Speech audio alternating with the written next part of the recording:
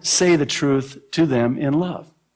Because God so loved the world, a sinful and dying world, that he gave his only begotten Son. See, and that's the gospel. That's the good news. You're a sinner, but God so loved you that he sent his only begotten Son to die for you and pay in full for you for all your sin, so that if you will believe, you won't perish in hell forever, but have eternal life in heaven forever with him. The apostle was prepared. He was not only anticipating this opportunity, I think he was waiting for the optimum time, and that's why he asked for permission to address the mob. The second one, found in verse 2, is speak their language. Here again, we're told that he spoke in their native tongue, in the Hebrew tongue, Aramaic. He could have spoken Greek. Paul was a very intelligent man, but he brought what he was saying down to the lower shelf so that everybody could reach it. It was brought within reach, and he was using words, the right words, spoken in the right way.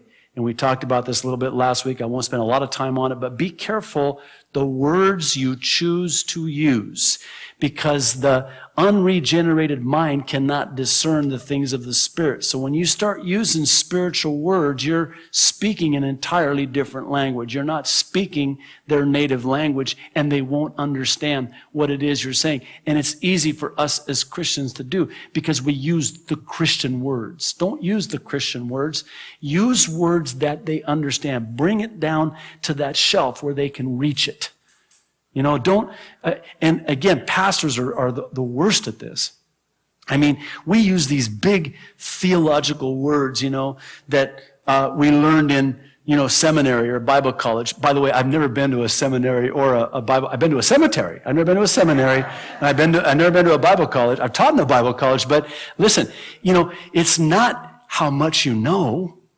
It's been said that they don't care how much you know unless they know how much you care. And Paul cares enough to speak in their language and to present it in a way that they could grasp. The third one is find common ground. And we saw this in the first part of verse 3. And it's where Paul says he's a Jew born in Tarsus of Cilicia, but he was brought up in Jerusalem. Now, why would Paul tell them about him that way? Well, he's trying to establish common ground with the sects of Jews that are present there. See, by saying that he was a Jew born in Tarsus, he can now establish a common ground with the Greek and the Hellenist Jews. See, you know, I was thinking this morning in preparation for this teaching today that these are timeless principles that you don't break, they break you if you go against them. And they don't just apply to sharing your testimony or sharing your faith. They can apply to even resolving conflict in interpersonal relationships. We talked about last week a little bit about how when you're witnessing or sharing the love of Christ to a Muslim, you need to establish common ground. And there are many, in fact, I just got a book in the mail last week, unsolicited, just out of the blue. He must have saw our YouTube broadcast. But he talks about the common ground, the similarities between Islam and Christianity. Not because he's trying to, you know, merge the two, but rather he's trying to establish a common ground because his ministry is to Muslims. You know, find that common ground, that common denominator with which you can springboard from in befriending the individual whom you are sharing God's love with. And that brings us and even ties into and dovetails with our fourth one, found in the second part of verse 3, earn their respect.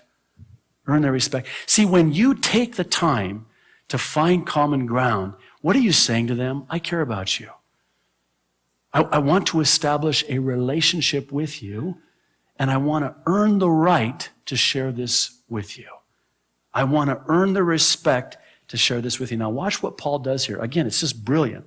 He tells them how he was trained by Gamaliel, who was one of the most respected rabbis in Hebrew history, and that he was as zealous as they even now are in wanting to kill him as being one of the way as a Christian.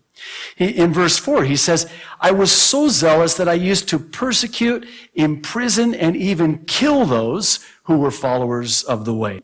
And then in verse 5, he says, the council can testify how I would get letters from them, search warrants or, warrants for their arrest, to arrest these Christians who had fled to Damascus. By the way, why Paul was even on the road to Damascus? Well, Saul at the time was even on the road to Damascus to begin with when he met Jesus. He was going there to bring the followers of Christ that had fled to Damascus back to Jerusalem with search warrants or arrest warrants in his hip pocket or in his robe or in his camel pouch, whatever it was back then, but to go to Damascus to bring him back to Jerusalem so they could be punished, the poor translation, actually to be killed.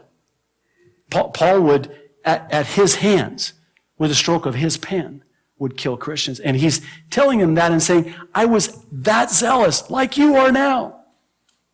And I've got proof, and I want to earn the right to tell you that I was wrong. Can I say the same thing a different way? We talked about this a little bit on Thursday night. The 3 hardest words in the English language to speak consecutively are, I was wrong. Now, how much trust do you earn when you sincerely confess that you are wrong? Man, talk about earning respect. Talk about earning trust. And that's what he's doing.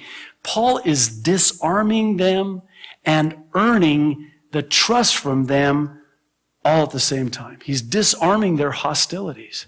I mean, this is a pretty hostile crowd. How'd you like to preach a sermon, let alone share your testimony to a crowd that wants to kill you? Listen, I can take a hint. I'll go speak somewhere else. But he's disarming them. He does it by allying himself to both the Jewish factions that are represented there in the crowd when he associates himself with Gamaliel, who was a disciple of Hillel. It's kind of like being, it lends credibility when you know that Calvary Chapel Kaneohe is affiliated with Calvary Chapel Costa Mesa. See, instead of Gamaliel, it's Pastor Chuck. I was trained and taught under Pastor Gamaliel Chuck Smith and Pastor Hillel Ken Ortiz. Well, that earns trust right away because these are recognized as men of God. And that's what Paul's doing. And again, it's just perfect. It's brilliant because he's earning their respect as a man who was schooled in the law, which was the rabbinic interpretation of the law and his zeal for the law. In other words, he's saying, listen, I am like you. I want to establish common ground with you, but I also want to earn respect from you because I'm as educated as you. This isn't no country bumpkin. No offense to... That was terrible. I better move on. Charles Spurgeon said once, he showed that he had once been as furious against the Christians as they themselves now were. This was intended to win their attention, earn their respect, for the rest of his defense. Remember when we read earlier that the crowd became quiet? They went from starting a riot to becoming quiet. I think that not only is he winning their attention, he is earning their respect. See, before you can speak into the life of another, you have to earn the right. You have to earn the right. And if you don't have a relationship with them, and they don't know you, and they don't trust you, and they don't respect you, you have no right to speak into their lives. How are you going to earn that? Again, I think the Apostle Paul is rising from the pages and showing us the importance of being prepared, of, establishing a common ground and earning their respect. And then what he does next, it's even more brilliant. Verse